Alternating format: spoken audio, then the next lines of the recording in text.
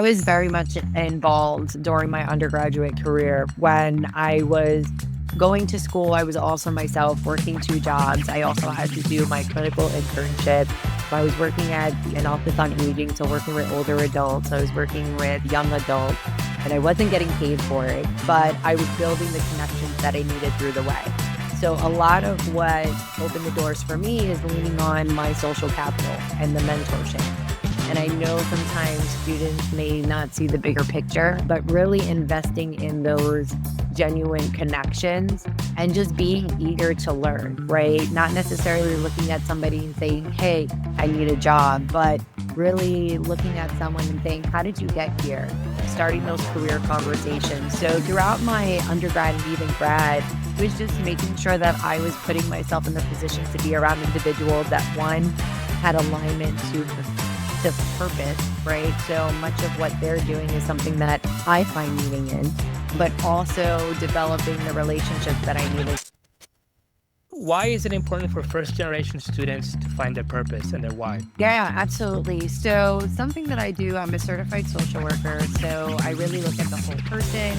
I want to make sure that individuals feel empowered, their voices are heard, but ultimately are doing things that they enjoy, right? And feeling fulfilled. And so when we talk about finding your purpose, especially working with first-gen students and college students in general, if you're looking to explore a major or a career that really lights you up, it's really important to make sure your passion, your well-being is energized and that you know what drains you. And so if you're working in things or you're doing things that do not fulfill you holistically or mind, body, and soul, and you don't feel passion there, you're going to feel overwhelmed in your day-to-day. You're gonna feel stagnant.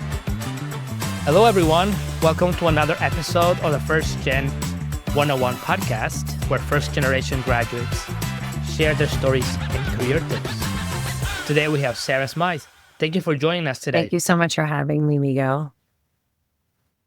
One of the benefits of doing this podcast is that we get to share the powerful stories of people like you who are first generation graduates, but you are also helping first generation students. So first of all, I just want to thank you for that. Thank you. Recently, I read a post on your LinkedIn that mentioned exploring the power of purpose and discovering your why. And the conversation was in context of you working with other students as they begin their college journey. So can you tell us, why is it important for first generation students to find their purpose and their why? Yeah, absolutely. So something that I do, I'm a certified social worker. So I really look at the whole person. I want to make sure that individuals feel empowered, their voices are heard, but ultimately are doing things that they enjoy, right? And feeling fulfilled. And so when we talk about finding your purpose, especially working with first-gen students and college students in general, if you're looking to explore a major or a career that really lights you up, it's really important to make sure your passion, your well-being is energized and that you know what drains you. And so if you're working in things or you're doing things that do not fulfill you holistically or mind, body, and soul, and you don't feel passion there, you're going to feel overwhelmed in your day-to-day. You're going to feel stagnant. And again, you're not going to feel fulfilled. So what I usually do with my college students is, one, we really delve into Ikigai, which is a Japanese concept, and really just understanding self and well-being. And what do you love to do? What does the community need? What do you want to get paid for? And really just tapping into self and introspecting there on those different avenues. So that way folks can make a sound decision, and whatever you choose today may not be what you choose tomorrow, because things evolve, the connections that we make evolve, our mind evolves. But ultimately, you want to make sure that you know what your purpose is, and it's whatever you do is in alignment to that. One of the things that I've noticed about students going off to college is they have a vague idea of what they want to do. Mhm. It seems a lot of first generation students, they're thinking about college, they're thinking about having a job, but it doesn't seem clear that they understand why, one, they should go to college. And then number two, what is it that energizes them to be able to pull through the 4 years of college? Before we get into your story, because I really want to hear about what really energizes you, tell me about your work at St. Peter's University. Absolutely. I've been working in higher education for 8+ years now, both at a 2 and 4 year institution. In my current role now at St. Peter's University, I'm the director for TRIO Student Support Services, which is a federal funded program that supports low income first generation college students and even students with documented disability to persevere throughout their undergrad journey and even beyond. And through that, it's through the holistic support, looking at the student academically, personally, career, as well as financial literacy, which is really important for our students. But I come from a first gen program, actually, the Educational Opportunity Fund program, which is in New Jersey, which is a sister program. And I went through that coming into college as a traditional student and seeing the mentorship, seeing the doors and the gateways that it opened up for me. I knew that's what I wanted to do. And I wouldn't be here speaking to you and much of my work if it wasn't through the support and guidance I received from that. And much of what fuels me today is pouring back into those that poured into me and making sure that there is equitable student success for our students and making sure that institutions are modeling support programs because we see the return on investment, we see the belongingness, we see the persistence and the graduation rates out of these programs. And a lot has to do with the wraparound services that not only looks at the student as a number, but looks at the student as a human being. And that's what I do. I put into practice and implement initiatives that support that. And I've just been at awe, I would say, throughout my whole experience because when students come into my office just to say hi, or they tell me that they got an internship, or they say, thank you for that bus card that you provided me. I was able to get home and pick up my sister. It's the little things like that really make my day. And I'm so grateful to be working with these groups of students and at St. Peter's University. Until I started the podcast, I didn't know much about the programs that are out there Yes. helping first generation students, especially the TRIO program. Mhm. What were some of the circumstances? What sort of impressed upon you? I am a first generation student. Yes. There's certain things that I don't know. Do you have an example of that would really point to that? Yeah, absolutely. So, just to give some background on just who I am as an individual, I'm a first generation college graduate, professional, and now business owner. But I was raised by my grandfather, my grandmother, along with a single mother. We were a middle class family. I've been in New Jersey my whole life. My grandparents didn't have nothing more than a high school diploma. My mother worked 2 jobs, really making ends meet. And although we were middle class, I am grateful. And something that was always instilled in me through my family is the more you know, the better off you are. And it didn't necessarily mean the more you know intellectually, but the more you are exposed, the more people you're around, the better off you are. And I didn't know if college was in the books for me. It was my senior year. We were looking at the warmer weather. Everybody's getting their acceptance letters for college. And I didn't apply yet. I was just trying to figure it out. And my guidance counselor pulled me aside and said, hey, Hudson County Community College is coming. I want you to apply. I received an acceptance. And at the time, there was this huge stigma when folks were going to community colleges, right? One, you're not well equipped academically. You don't have the financial means, which I didn't necessarily have the financial means to go into a 4 year public institution in New Jersey, let alone out of state. And so I then was accepted, and that's when I was pre qualified for the EOF program. There was a pre college summer program going on, and I was getting ready to go to Jamaica with my grandparents and my mom. First time flying, first big gift ever, big ticket item.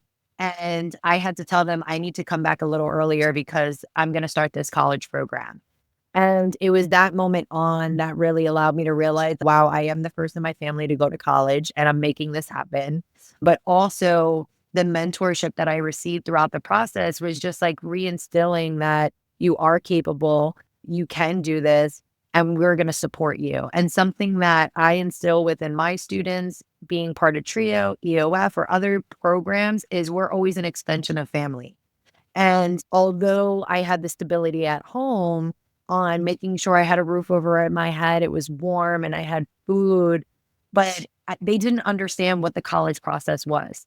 And so that stability for me was at college because that allowed me to have an outlook of the possibilities career wise. That allowed me to know the different resources that I'm eligible for, stepping outside of my traditional model that I had at home.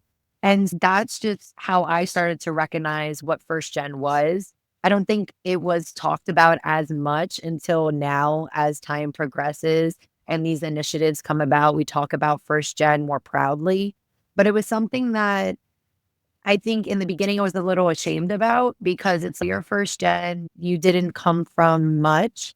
But at the end of the day, I conditioned myself to realize, no, you came from so much. You have perseverance. You've seen your family put in hours of hard work to make it where they are today. And now I need to put in the work to pave the way for generations to come. And that's the way that life rolled itself out for me. I knew I wanted to help people.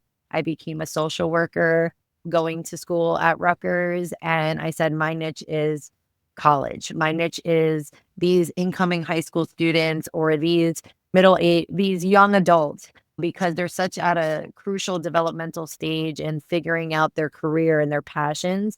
And I wanted to be part of that process.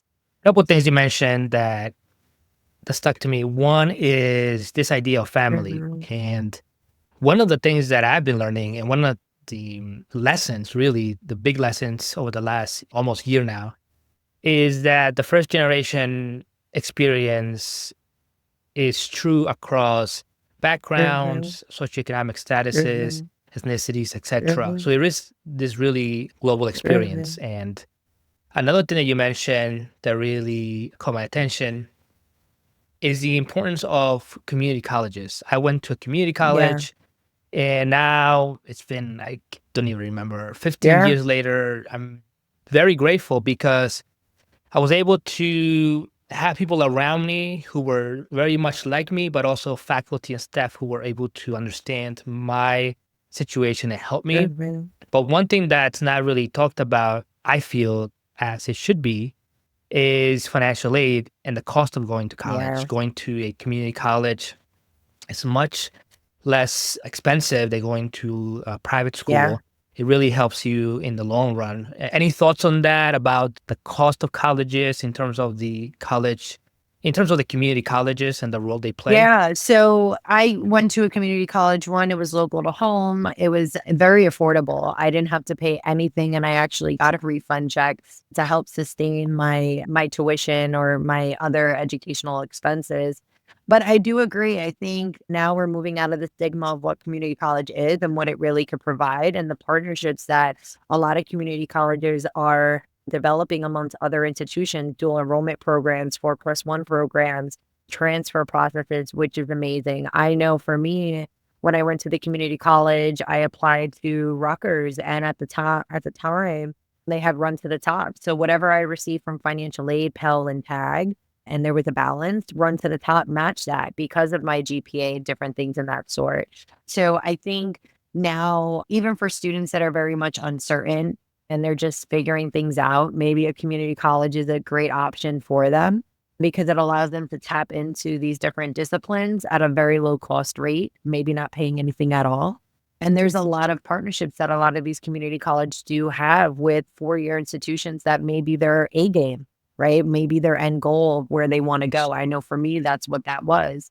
And I have to say, a lot of 4-year institutions now are becoming aware of the competitiveness of community college and how they're advancing.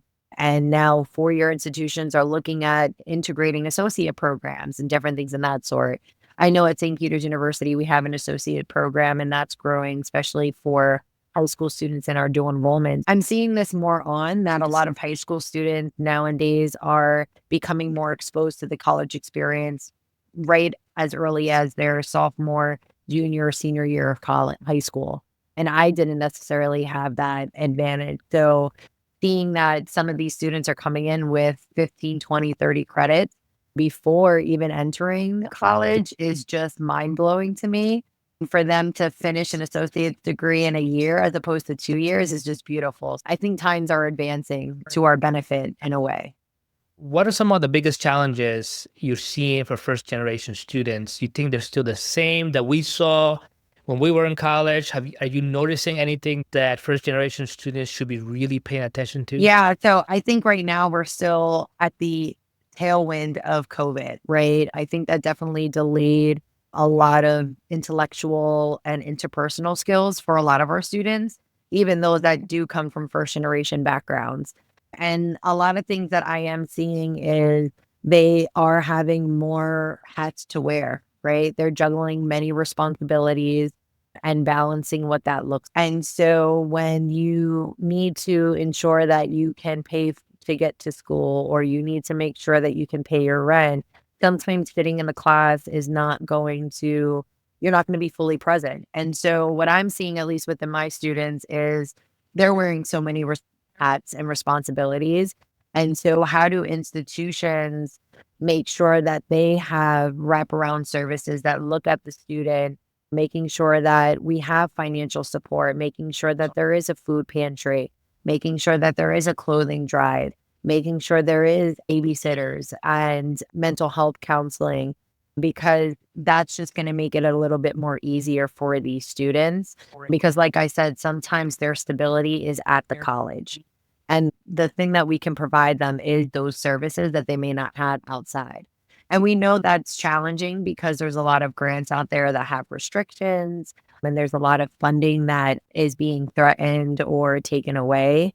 But a lot of what I'm seeing is students just need their basic needs to be taken care of because they're struggling and they want to be here. They have the grit, they have the perseverance, they want to break those generational curses, but it's so hard for them because the environment that they're in is not providing them with that stability.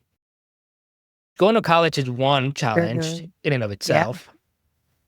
Then it's getting a job. Mhm. How did you, in your experience, how did you build your professional career? Was it through mentorships? Did you just apply to places? How was the transition from Yeah. graduation to the, okay, I'm going to into my first job? Yeah, I was very much involved during my undergraduate career. When I was going to school, I was also myself working two jobs. I also had to do my clinical internship. I was working at an office on aging, so working with older adults. I was working with young adults, and I wasn't getting paid for it, but I was building the connections that I needed through the way. So a lot of what opened the doors for me is leaning on my social capital and the mentorship.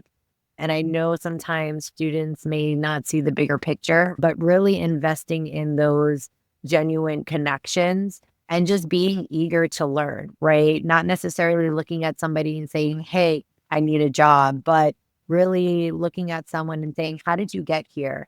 Starting those career conversations. So throughout my undergrad and even grad, it was just making sure that I was putting myself in the position to be around individuals that, one, had alignment to purpose, right? So much of what they're doing is something that I find meaning in, but also developing the relationships that I needed. So a lot came from mentorship. A lot came from looking at student employment as not only student employment, but just as an opportunity of building my professional resume. And no job was less than, right? A title didn't mean anything because a lot of the skills that I learned were transferable into any role. And something that I lean very heavily on is definitely storytelling.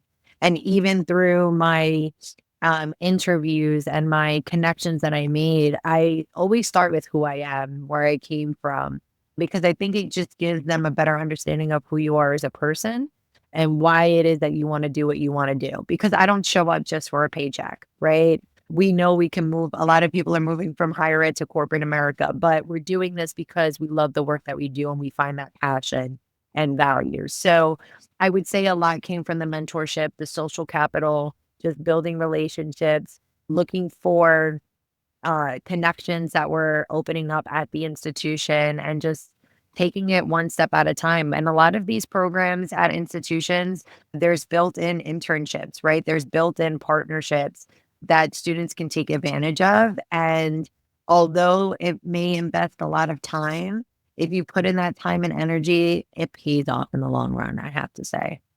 Before I move on to the next question, one thing that I just want to mention, and this is an aside, I was listening to an interview of two people in the tech industry, and they were talking about AI. Mm, And one of the things that came up in that conversation, the question was more or less, what are some of the skills that students going into college mhm, should be developing? And they mentioned yeah. storytelling. And it really caught my attention that you also mentioned Mhm, storytelling. And I think that's a really good lesson for all of us, really, is to develop that skill of storytelling, because we don't know how AI is going to affect not only college education, but work and jobs later on. mhm, But that idea of storytelling, I think it just really resonated with yeah. me after listening to that conversation. What do you think first generation students might be struggling with developing mentorship relationships? Do you think it's just the availability of mentors that maybe we should be doing more? Or do you think it's maybe students that just don't know how to approach men? I think that's a good point. I think it's twofold. So I think it's students not necessarily knowing how to approach where to go, but I also think it aligns with us as professionals. How do we outreach to these different organizations or the groups that we feel passionate about that we want to give back to? And so when I work with students, a lot is they're in their heads, they're CEOs, they're directors, and they're intimidated. And I say to them all the time, they were once you, right? And I bet any amount of money, I know I'm one. If I'm in a budget meeting, I would prefer not to be in the budget meeting and speak to a student like yourself that wants to go into the field that I'm working in. And so a lot of what I do is just tell students to utilize their student card, because something that you mentioned earlier is once they graduate and getting a job, it's challenging. So utilize what you have now as a student and use that to your advantage. So start using LinkedIn, reaching out to folks that organizations that you align with you and you want to work for. Message different professionals from those organizations and just say, "Hi, my name is so and I'm a student studying in this major. I see that you're doing this. I'd love 10 to 15 minutes of your time just to see what brought you into the role that you're in today. What got you here?" And sometimes more often than not, they'll reach back out, right? Whether they're responding via text, via message, email, or even scheduling a virtual call. And if you get lucky enough, maybe it's in person, right? In their actual office at the organization you want to work for. So I always start there. And then in terms of like professionals, going back to our alumni, like our school that we graduated from, seeing what opportunities they have to work with undergrad or grad students just to give back. I know for me, I always reach back out to my EOF program and my graduate program to see what it is that they're doing and how I can just come and speak to the students and give my insight. I utilize my LinkedIn to really share what it is that I'm doing and connecting with students just so that others see it's a safe space. And if they ever want to reach out, that I'm here. But I would say it's about both. I think it's even us as professionals, sometimes we develop imposter syndrome and we feel like maybe what we're doing is not good enough and we may not be able to guide others in the right direction. It's no, you need to remind yourself that you got yourself here and you have a lot of skills and knowledge that others want to learn from. And although we walk in different pathways, at some way or shape or form, being first gen, we intersect. And it's through that storytelling and it's through those genuine connections that we develop through the way. Recently, you launched your own consulting Mhm. business. So tell us about this initiative. Yes, absolutely. I developed my first business. So I'm a first time business owner. So it's Smythe and Co Consulting. And really, it's strengthening systems, empowering people, and really consulting with compassion through my social work background. And the goal is to make sure that we are providing equitable access for students in structuring systems that support them holistically. So, me working with different partners and helping them strategically look at what their goals are and what may be missing and how we can frame it to look at students and their needs and blocking those barriers that come along the way. But also mentorship, professional development for advisors, something that I really focus on within my program, especially with my advisors, is moving from a deficit to an asset based approach, the cultural wealth model. All of our students have all of these wonderful background. Some of them know more than one language. They have the linguistic. They know people within their hometown and church and basketball coaches, like how they have these supports that they need to recognize. And how are we making sure our approaches are tailored to that when we're working with them? Because we want to make sure we're having an inclusive and safe space. And again, if college is supposed to provide that stability, we also need to make sure that our connections are genuine. So I build that into my consulting along with doing workshops for college students on career readiness, academic preparedness, but also even talking about my journey and storytelling to empower those to fuel them to continue their passion. You mentioned making connections with people in your Yeah. community, whether it's your church, other clubs, Yeah. etc. Online education, it's making it in some ways easier, right, Mhm. for students to sit from their homes and take a class that they would otherwise have to drive or walk, whatever the case is, Mhm. to that place. But one of the concerns that I have is this breaking down the personal connection that Mhm. it's so important as you're trying to build genuine Yeah. relationships, as you mentioned. And I'll make sure to leave the link to your business in the show notes so that people can Thank find you, you. and it'll be posted in our Instagram so people can reach out to you and they can connect with you how you can help them. As we come to the end, what has been your biggest achievement as a first generation graduate? Mhm. That's a good question. I think for me, one of my biggest achievements is honestly circling back to everything we talked about is being fulfilled and finding something that really aligns with me and that I can see myself doing years to come. Throughout all my educational experience, trials and tribulations, it brought me to where I am today, and I feel good. I'm helping others. And I think that's something that is a huge achievement in and of itself, besides the accolades, of course. And to end, is there anything else that you would like to add? Maybe you want to mention some of the ways that people can connect with you if they want to consult your services. Yeah, absolutely. Right now, my email is emyconsulting@gmail.com. I am utilizing my LinkedIn profile right now to connect with folks. We're building our website out. Again, first gen business owner. I'm going to be my first gen brand ambassador, but it's to come. But I'm on social media all the time. Feel free to reach out. And I look forward to working with anybody that comes my way. But even if for students that are listening or recent graduates, I'm always here to be a soundboard, but also a space for you to share. And hopefully, I can provide some guidance to help you find the light to the end of the tunnel.